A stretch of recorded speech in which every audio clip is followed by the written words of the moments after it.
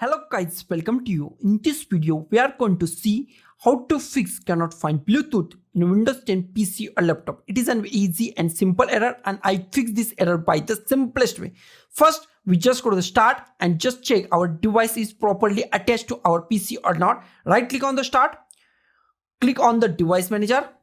In device manager, if you find Bluetooth, just expand Bluetooth. If you find Bluetooth, then your Bluetooth is properly attached to your PC. If you not find Bluetooth, then just properly attach your Bluetooth to your PC. Okay, this is our first option. Close it. Now just double click on this PC. Double click on this PC. In this PC, just double click on the C drive. In C drive, we just go to the Windows. Just double click on Windows. In Windows, we just find System32. Just find System32. Double click on System32.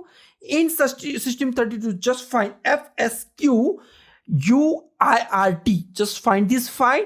Right click on it. Copy it. Now just minimize it. Right click on it and paste it at here. Okay. Now just double click on this file. If you want to send file, then just click on send file. If you want to receive file, then just click on the receive file. I want to send, so I just click on the send and it is automatically detect your device. If any device is available, then it is automatically detect.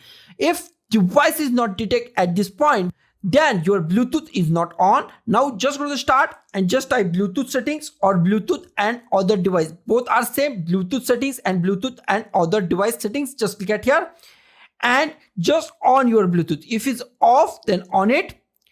And just go to the here, double click on it, send files. Now your device is automatically selected. So guys, this is the simplest way to fix this simplest error. So guys, thank you for watching this video. Don't forget to like, share, comment on this video and don't forget to subscribe the channel. Thank you guys.